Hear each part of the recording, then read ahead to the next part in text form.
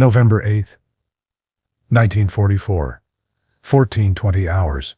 POW Camp 186, Nottinghamshire, England. Gefreiter Karl Hoffmann stood in formation with 180 other German prisoners, rain soaking through his worn Wehrmacht uniform, waiting to learn his fate. He'd been captured 3 weeks earlier near Arnhem during Market Garden's collapse, spent days in transit camps, and now faced permanent assignment to British POW facility. The propaganda had been unambiguous. Britain, a colonial empire built on brutality, would torture German prisoners, starvation, beatings, forced labor, until death. The Führer himself had declared it better to die fighting than surrender to Anglo-American forces, who showed no mercy to Germanic warriors. Karl scanned the camp, rows of wooden barracks, guard towers, barbed wire perimeter. It looked like every military camp he'd known, except the guards were British, and he was prisoner instead of soldier. The normality was disorienting. Where was the dungeon? The torture equipment? The atmosphere of systematic cruelty Berlin had promised? A British officer approached, middle-aged major with medals suggesting long service, clipboard in hand, expression neither hostile nor friendly, professional. He addressed them in surprisingly good German. "Welcome to Camp 186. You are prisoners of war under protection of Geneva Conventions.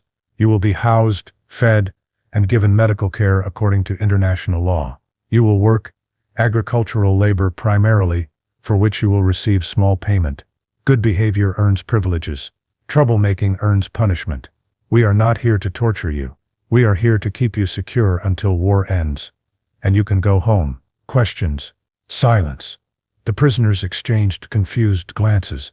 This wasn't the speech they'd expected. Where were the threats? The promises of suffering? The British hatred Nazi propaganda had described in such detail. The major nodded. "Right. You'll be processed now. Medical examination, delousing, assignment, to barracks. Those needing immediate medical attention, step forward." Several prisoners did. Men with untreated wounds, illness from transit conditions, exhaustion from weeks of inadequate food. British medics took them away. Not to execution. To the camp infirmary. Karl remained in formation, processing the disconnect between expectation and reality. If this was British cruelty, it was remarkably well disguised as military efficiency. The real revelation came at evening meal. The mess hall served stew. Actual meat visible. Bread, boiled vegetables, margarine, and the drink Karl would come to see as symbol of everything unexpected about British captivity. Hot tea. Served to enemy prisoners, as though they were guests rather than defeated soldiers who'd spent years trying to kill British forces. Karl ate slowly, savoring each bite, and began understanding that everything he'd been told about British treatment of prisoners was a lie, the system behind the fairness. Britain's approach to German POWs was neither accidental kindness nor naive idealism. It was calculated policy built on multiple strategic considerations that happened to align with humane treatment. By November 1944, Britain held approximately 300,000 Axis prisoners, Germans captured in North Africa, Italy, Normandy, and ongoing Western Front operations, plus Italian prisoners from earlier campaigns. The number would grow to over 400,000 by war's end. Managing this population required systematic approach, balancing security, practicality, and propaganda value. The War Office had established clear guidelines. Principle 1. Geneva compliance. Strict adherence to Geneva Conventions wasn't altruism, it was diplomatic necessity. Britain held German prisoners, Germany held British prisoners. Proper treatment of German POWs created leverage ensuring reciprocal treatment of British POWs in German camps. Families of captured British soldiers were watching closely. Principle 2. Labor utilization. Britain faced severe labor shortages. Military conscription had drained farms and factories. German POWs represented readily available workforce, but work prisoners needed adequate food, shelter, and health to be productive. Deliberate starvation undermined Britain's own interests. Principle 3. Moral authority. Britain was fighting for civilization against Nazi barbarism, maintaining civilized standards toward prisoners, even when those prisoners had fought for evil regime, demonstrated Britain's moral superiority more effectively than any propaganda. Nazi claims that democracies were weak, hypocrites would be proven false by British treatment of helpless enemies. Principle 4. Post-war planning. Forward-thinking planners recognized that today's prisoners would be tomorrow's German citizens. Men treated fairly might return home as advocates for democracy and Western values. Men tortured and abused would nurse grievances feeding future conflict. These strategic calculations happened to require humane treatment, but the humanity was real, manifested in daily practices that continually shocked German prisoners, expecting the opposite. The reality of camp life. Camp 186 in Nottinghamshire, where Karl was assigned, was typical of Britain's POW system. Converted from wartime military training facility, it housed approximately 1,800 German prisoners in wooden barracks, originally built for British recruits. The barracks were Spartan but adequate. Bunk beds, coal stoves for heat, communal washrooms. Not comfortable, but weatherproof and sanitary, better conditions than many British civilians endured in bombed cities. Morning routine began at 6 o'clock with breakfast, porridge, bread, margarine, tea. The food was simple but adequate, approximately 2,900 calories daily, exceeding what many British civilians received under rationing. Prisoners who worked received additional rations. After breakfast, work assignments. Karl was assigned to agricultural labor, a local farm needing workers for winter maintenance, spring planting preparation. The work was hard but not impossible. 8-hour days, 6 days weekly, supervised but not brutally driven. What shocked Karl most wasn't the work itself, but the treatment during work. The British farmer supervising them, a man named Thomas Bennett, who'd lost one son at Alamein and had another serving in Burma, treated German prisoners with firm but fair authority. He demonstrated tasks properly, expected competent execution, but didn't abuse them. And every day, mid-morning and mid-afternoon, Bennett's wife brought tea. Tea for enemy soldiers. Tea served in actual cups. Tea breaks as though German prisoners were farm workers, rather than defeated enemies who'd supported regime that bombed British cities and killed British soldiers. I couldn't reconcile it. Karl remembered in 1989 interview, we'd killed their son, we'd bombed their country, we'd started a war that cost millions of British lives, and Mrs. Bennett served us tea with milk and sugar, asked if we needed more, treated us like humans, not monsters, not animals, just men doing difficult work who deserved a hot drink. That mundane daily reality, tea and basic decency, did more to undermine Nazi propaganda than any political lecture could achieve. The medical care that changed minds. Winter 1944-45 was brutal, cold, damp, disease-friendly. Influenza swept through Camp 186. Karl caught pneumonia in January, high fever, difficulty breathing, potentially fatal without proper treatment. The camp medical officer was Captain Douglas Stewart, a Scottish doctor who'd served in North Africa. He treated Karl with same professional competence. He'd applied a British patient, antibiotics, sulfa drugs, precious and rationed, bed rest in the infirmary, careful monitoring, dietary supplements. The nurse administering daily care was Sister Eleanor Walsh, whose brother had been killed during Normandy landings, killed by German defensive fire from the very units Karl's division had supported before his capture. She knew this.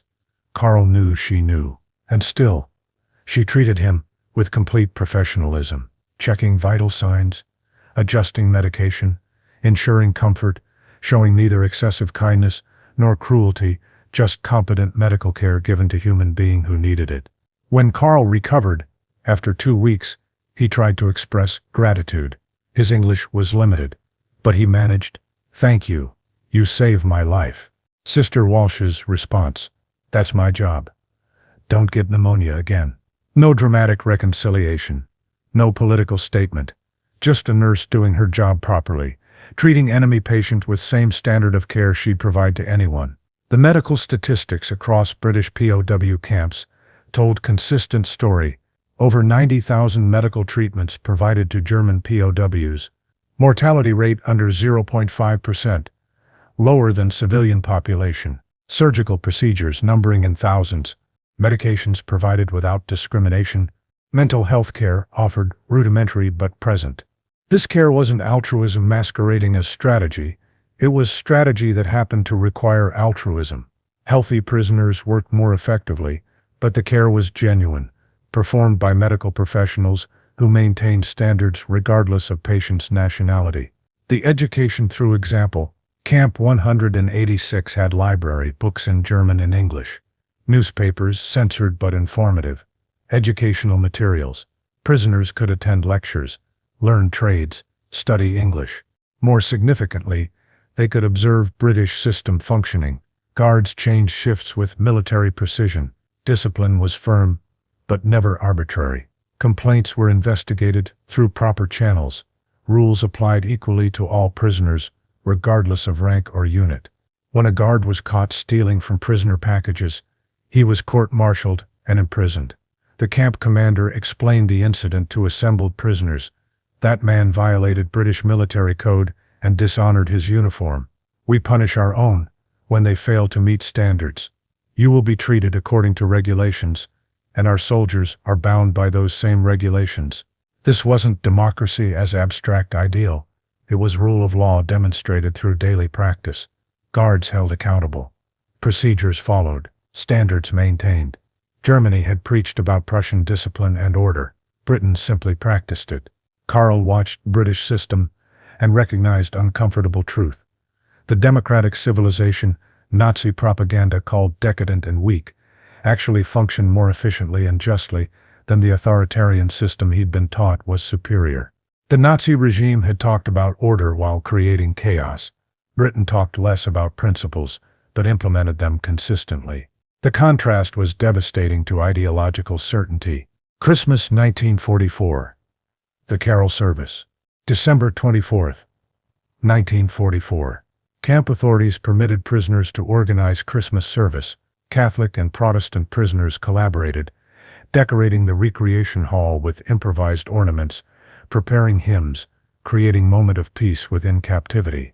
British guards were invited. Most declined, professional distance. But some attended out of curiosity or compassion. They stood at the back, while German prisoners sang Still Nacht in their native language. When prisoners reached final verse, something unexpected happened. Several British guards began singing along, in English. Silent Night was universal carol. Same melody, same meaning, different language. For 3 minutes, enemy prisoners and enemy guards sang together about peace on earth. After service, Camp Commandant Major Henderson addressed prisoners in his careful German. You are far from home on Christmas. That is war's burden, but you are alive, you are safe, and you have sung about hope. I hope you find reasons for hope, and I hope when war ends you return to families who missed you. Happy Christmas. Then he left. No propaganda speech. No lecture about democracy. Just acknowledgement of shared humanity on Holy Day, even between enemies. Karl stood with other prisoners, processing what had occurred. They'd sung Christian hymn about peace. British guards had sung with them. The camp commander had wished them happy Christmas and safe return home. These were people who were supposed to hate them, who had every justification for cruelty, who instead showed restraint and even kindness. That was the evening I stopped believing in the Führer, Karl said in his interview. Not because British lectured me about Nazi crimes, because they showed me what civilization actually looks like, treating enemies with dignity during their holiest observance. The contrast between what I'd been taught and what I experienced was unbearable. I had to choose. I chose what I'd seen over what I'd been told. The work program's unexpected lessons. By spring 1945, Karl was working full-time on the Bennett farm. The work was agricultural, plowing, planting, maintaining equipment, caring for livestock, hard physical labor. But Karl had been infantry soldier. He could handle hard work. What he couldn't handle, what kept confusing and humbling him, was the Bennett's treatment. Thomas Bennett had every reason to hate Germans. His son David had been killed at El Alamein, fighting Rommel's Afrika Korps. His other son James was currently in Burma, fighting Japanese allies of Germany. His farm had struggled through war with inadequate labor. German bombs had damaged buildings in nearby town. The regime Karl had served had cost Bennett incalculable pain. And yet Bennett treated Karl and other German workers fairly. Firm but respectful. Expected good work but didn't abuse them. Paid the small wages regulations required. Occasionally shared cigarettes. Let them shelter in the barn during worst storms. One day, Karl made mistake. Released gate improperly, allowing sheep to escape into neighboring field. It took 2 hours to round them up. Karl expected punishment, certainly verbal abuse, possibly physical. Bennett's response, "Right? You've learned gates need double-checking. Don't do it again. Now help me fix that fence before more escape." That was it. Acknowledgement of mistake, instruction for improvement. Move on. No rage. No personal attack. No collective punishment affecting other prisoners. Just practical response to human error. Karl had served in Wehrmacht, where mistakes meant beatings, humiliation, sometimes execution. British farmer whose son Germans had killed showed more restraint and professionalism than German officers toward their own men.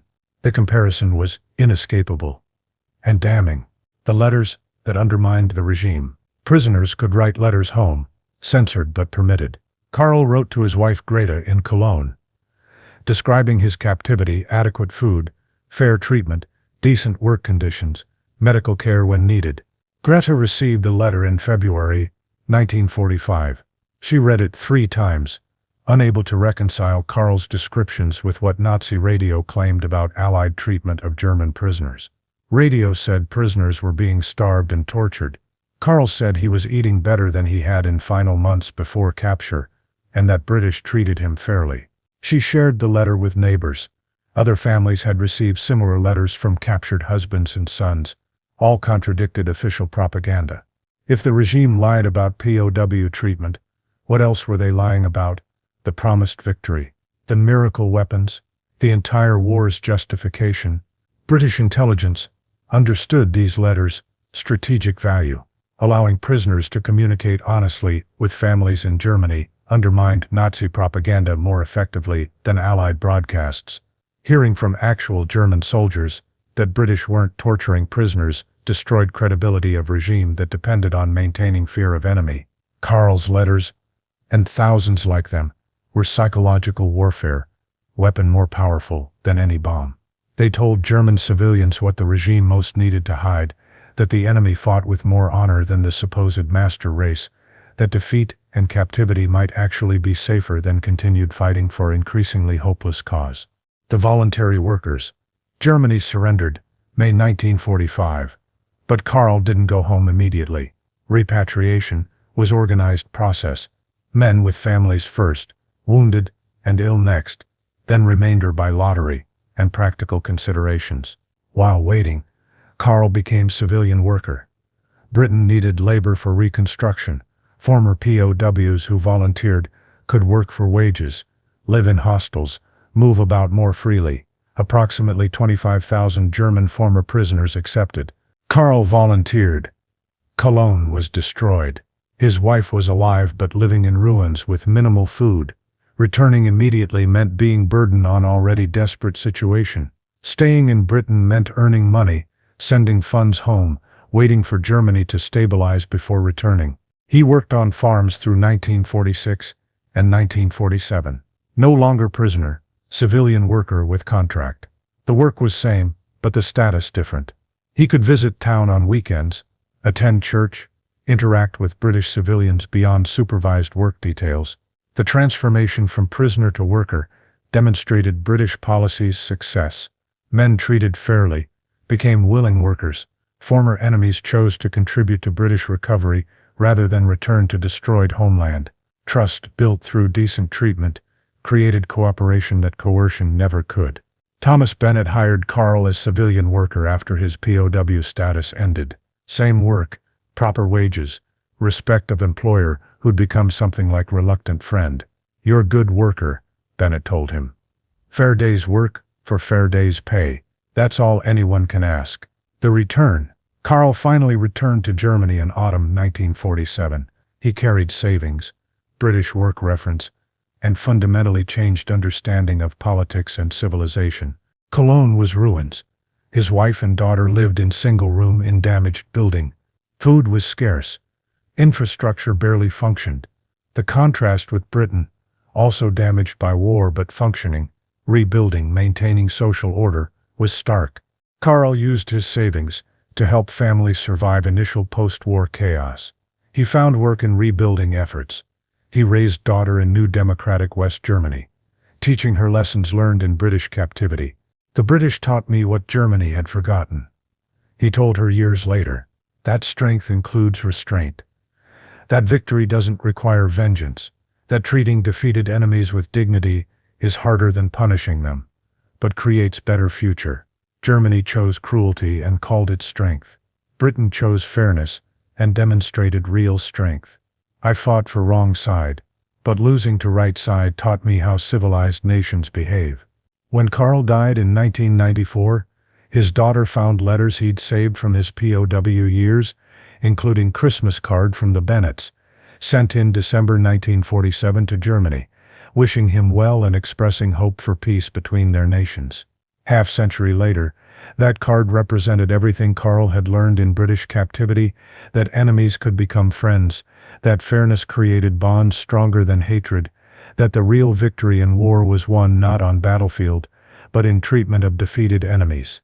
The broader pattern. Karl's experience wasn't unique. Across Britain's 600-plus POW camps, tens of thousands of German prisoners had similar experiences, expecting brutality, receiving fairness, anticipating starvation, finding adequate food, fearing torture, receiving medical care. Not every camp was perfect. Some had problems with rogue guards, inadequate supplies, or poor commanders, but systematic policy was clear, and vast majority of camps implemented it consistently. The numbers proved it. Mortality rate under 0.5%, adequate food, medical care, work conditions following Geneva Conventions, recreational and educational opportunities, religious services permitted. After the war, these former prisoners returned to Germany carrying memories that shaped post-war German attitudes. They'd seen democracy functioning fairly. They'd experienced rule of law protecting even enemies. They'd witnessed civilization that propaganda claimed didn't exist. Many became advocates for Western democracy in post-war Germany.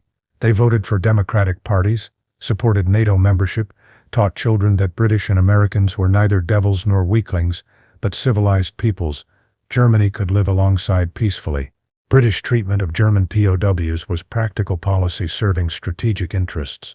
But it was also moral victory demonstrating civilization's resilience. Britain proved democratic society could wage total war without abandoning civilized values, could defeat enemies without becoming as cruel as those enemies, could maintain standards that defined civilization even under pressure to abandon them. The lasting lesson. Karl Hoffmann's journey from terrified prisoner expecting torture to voluntary worker choosing to stay in Britain represents transformation experienced by thousands. The transformation happened not through propaganda or coercion, but through daily experience of fairness when cruelty would have been expected. The tea breaks and Christmas carols, the medical care and work conditions, the letters home and fair treatment, these mundane realities destroyed Nazi ideology more effectively than any military defeat could. They proved Germans had been lied to about enemy's nature, had fought for regime less civilized than the democracies they'd been taught to despise, had lost not just militarily but morally. Britain's choice to treat German prisoners according to Geneva Conventions and basic human dignity wasn't weakness. It was sophisticated strategy, recognizing that tomorrow's peace required planting seeds of reconciliation in today's prisoners. Men treated fairly would return home as ambassadors for democracy. Men tortured would nurse grievances feeding future conflict. But beyond strategy, the treatment reflected values Britain genuinely held. The guards and nurses, the farmers and camp commanders, they weren't implementing cynical policy of fake kindness. They were maintaining standards they believed in, showing restraint because it defined who they were, treating enemies with dignity because alternatives violated their principles. Karl's daughter asked in 2015 what her father's POW experience meant to her, replied, "He lost war but gained understanding. Germany defeated him militarily, Britain defeated him ideologically by showing him what civilization means. His captivity was education in values Germany had abandoned. He came home grateful to have been defeated by people who showed him mercy. That's victory more profound than any battlefield triumph, transforming enemy into friend through simple decency. The wooden barracks of Camp 186 are long gone, replaced by housing estate, but what happened there echoes through generations. Proof that even in total war, civilized nations can maintain civilized standards, that treating defeated enemies with dignity creates better peace than revenge, that the hardest strength is strength to show mercy, and that sometimes the greatest victory is won, not through destroying enemies, but through demonstrating humanity that transforms them.